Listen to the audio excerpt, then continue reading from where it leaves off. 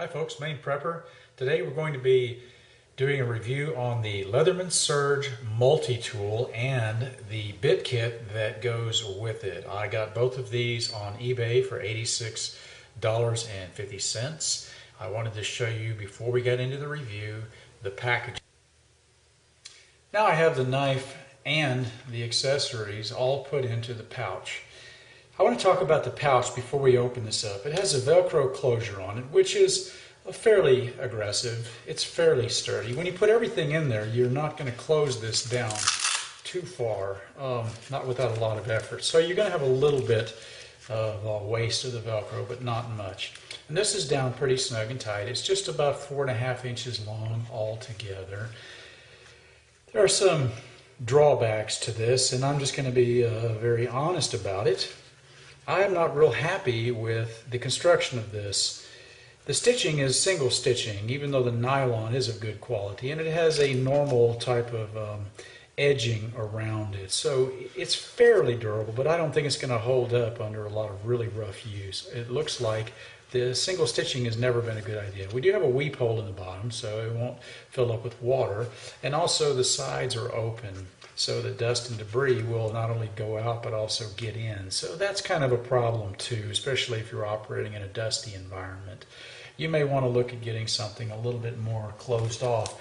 The Gerber company does that with the knives that they give us. Also, on the back side, let me just show you where Leatherman falls behind and Gerber jumps ahead.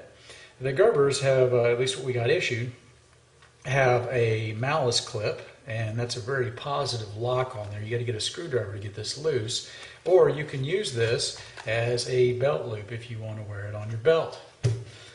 This doesn't have a malice clip, although you could in theory get a longer malice clip than what this is and run it from this loop to this loop and do the same. The problem you're going to run into is that even though there is some stretch and give here, you're essentially single stitched in on this loop. On the belt loop portion, the stitching is all a little bit better. It's machine stitched on there, and you can probably see that that's a cross stitching, and that's going to hold up a little better. And so they did put a little bit of thought into that. But still, with this through your belt, the chances of this tearing loose are a lot greater than this tearing loose. There's a configuration that you can wear this sideways, and that's nice. You can put it on your belt, and it is a little easier apparently to get it in and out, especially if you're reaching across your body to pull it out. It's worn on your left side. However, I did read at least one review where the person said that they had their knife worn in this configuration, and they were out in the woods, and they looked down, and this is what they saw. No knife, but the case was open. So I don't really care for that, whereas on this knife, even though it does have, with the Gerber for instance, it has a lot more flap closure on there, and they don't really give you the option to wear this sideways, which is, I think, pretty wise.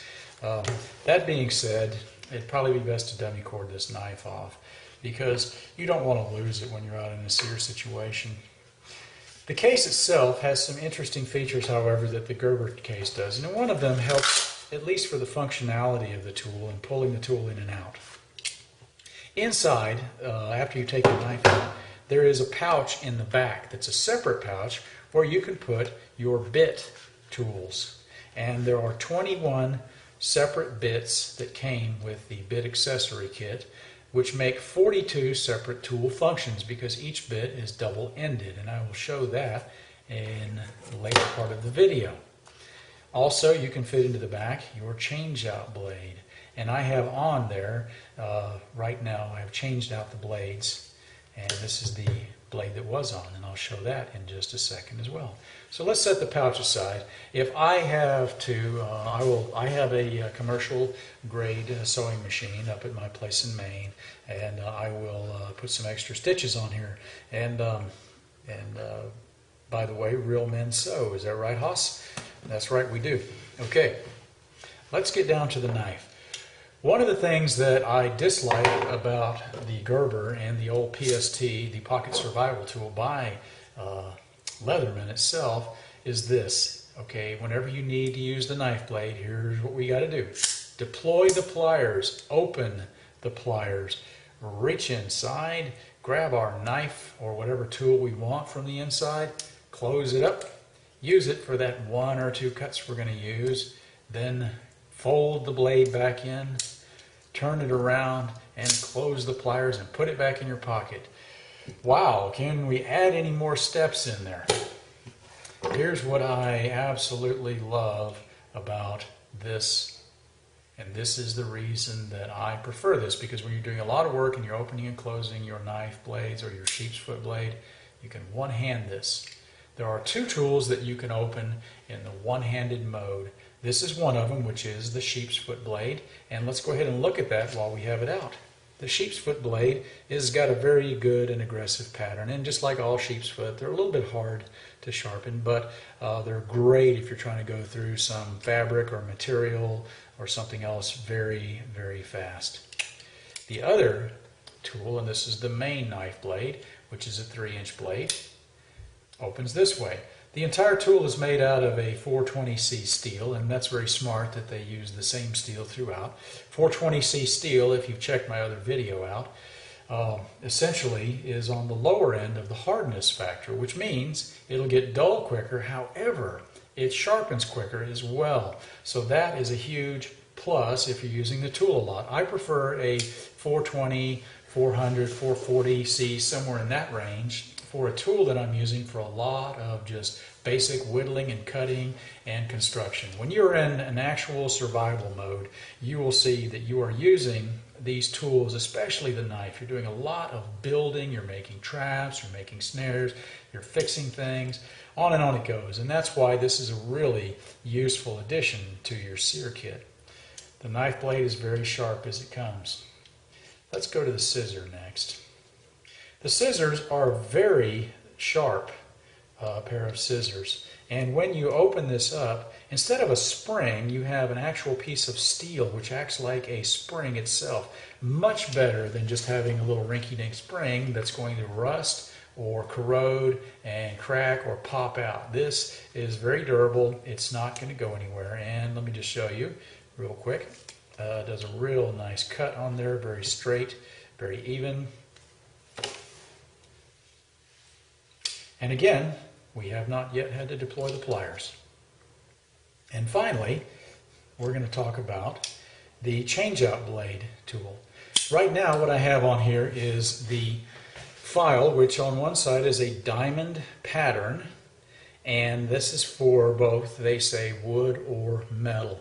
By the way, whenever you're using a file, if you'll notice, and you take your hand and you rub it against it, I can't get a microscopic cross-section on here, but usually one direction there's a little bit of grab and the other direction is a little bit smooth. That's because when you're filing, and I'm going to go ahead and give you a real quick class, when you're filing you're supposed to put pressure on in one direction, then lift it up and apply the pressure like this. I'm doing a very exaggerated motion. What you don't want to do is go back and forth. That's going to wear the teeth off of your file. Periodically, you want to try to clean this out with something, especially because it's going to get gummed up with bits of wood if you're using it on wood, and then it's going to be almost slick if the wood is green especially. The back side of this is a diamond coated, and all they've done is essentially using a polymer they've affixed a sort of a diamond, some sort of crushed up diamonds on there, and this is for sharpening of knives, so you can sharpen your other knife with it.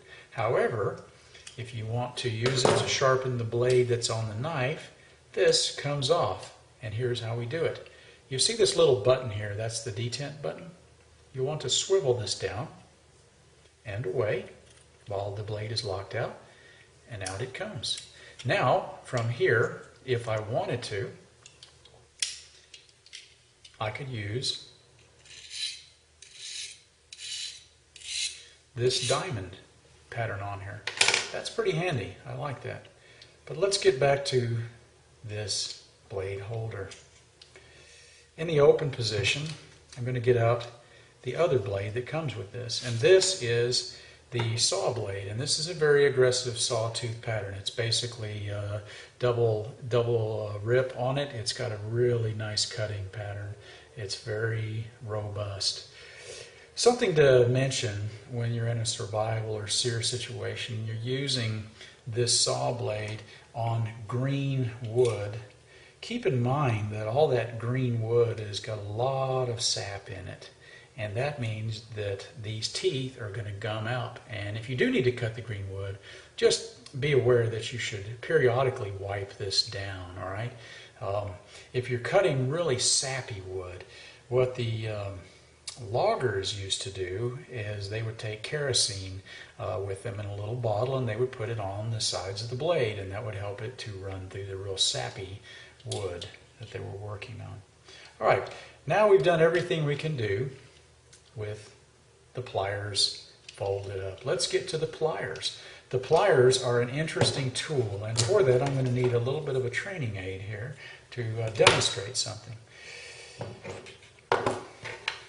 I'll put this back in the little pouch so I don't lose it. When you're out in the woods and you're working, it's very important not to set things down like your tools if they're tactical colored, because that's one of the things I don't like about tactical colors for certain items. You set them down and man, especially if your eyesight's going, good luck finding that very important tool. All right, with the pliers deployed. The pliers actually do 6 separate functions, which is pretty neat. The needle nose pliers have ridges cut into them so you can get some extra grip. While we're on that subject of getting extra grip, whenever you're using, especially, you don't want to get hurt in a sear situation, and especially not your hands, because you're going to be really using them a lot. So I always put my gloves on when I'm making a fire or doing anything else, and I carry a pair of gloves in my sear kit just for that. Because, and I'm going to show you, I'm going to kind of over-exaggerate this. Let's say that I'm really grabbing onto something, or I'm using the plier tool here, and I'm trying to break a nut loose, and I'm really squeezing, and all of a sudden it pops off, and you guys that have done mechanics know exactly what I'm talking about.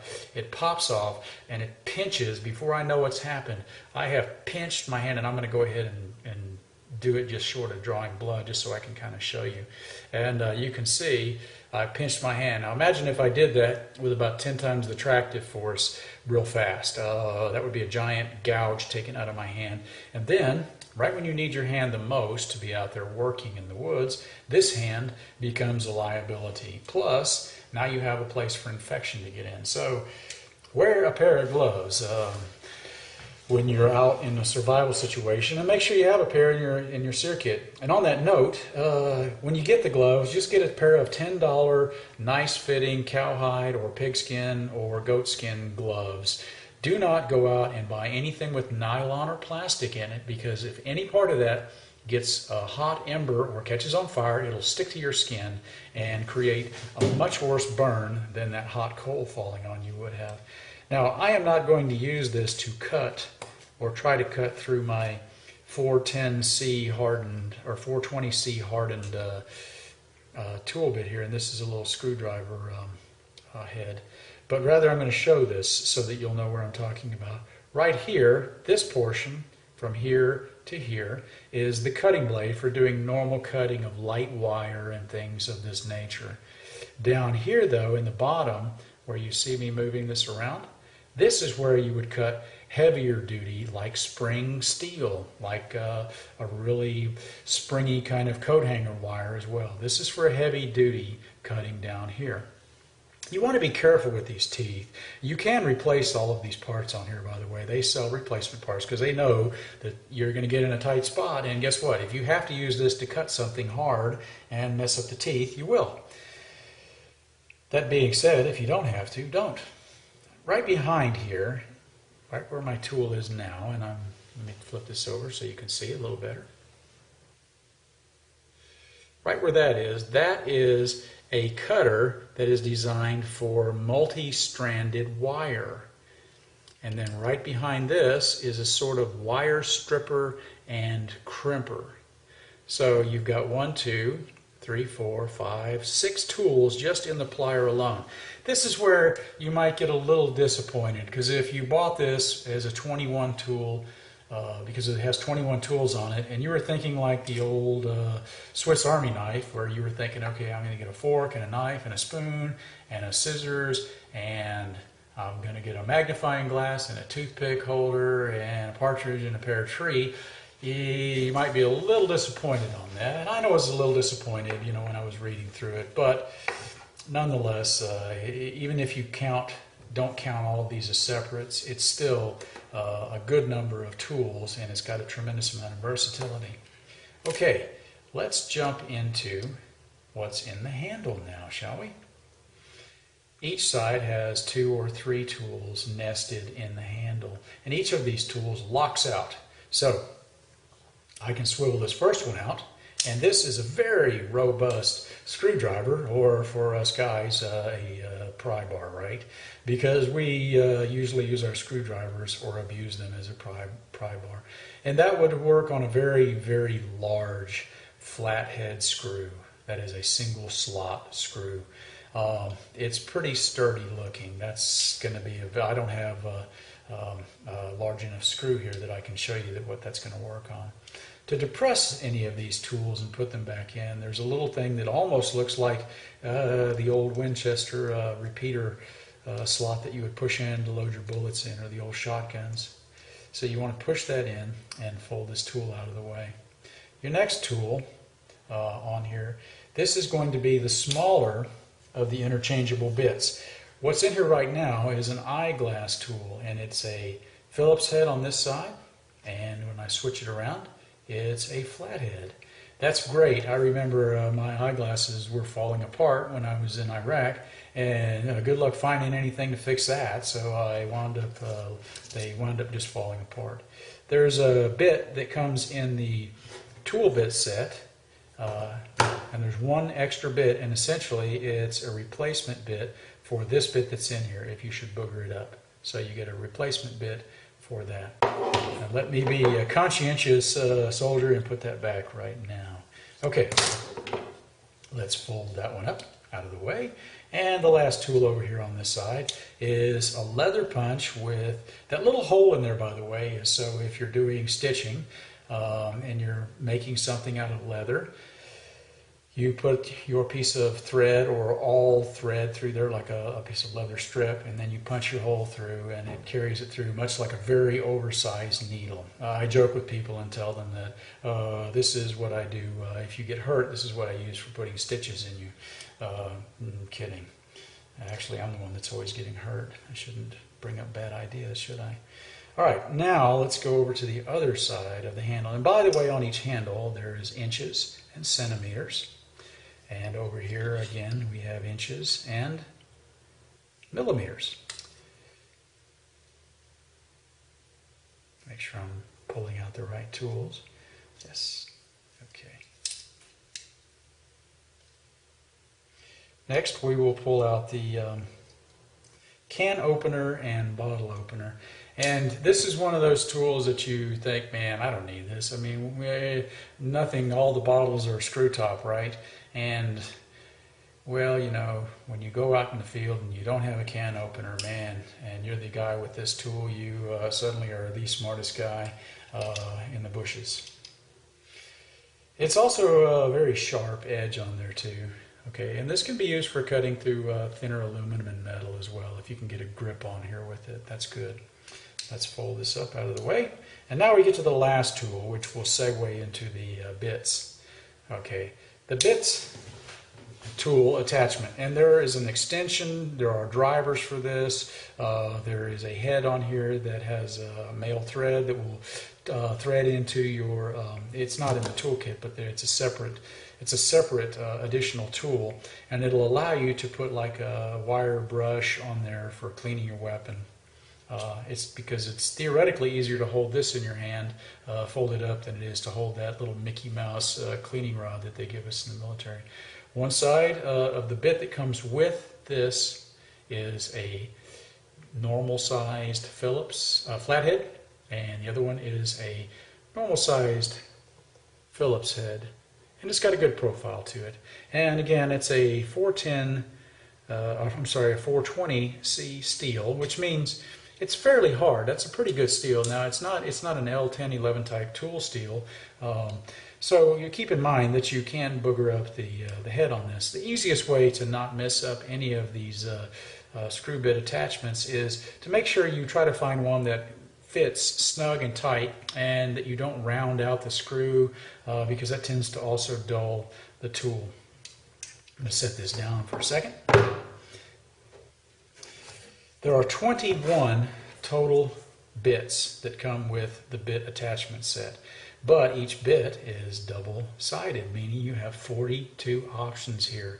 And you have Phillips head, you have flathead, you have Torx bits, you have Allen wrench type heads, and you also have some oblong heads as well. There's a lot of different fasteners out there in the world today. A lot of different things are being used and some of it's a security issue. There are some, they call them security bits.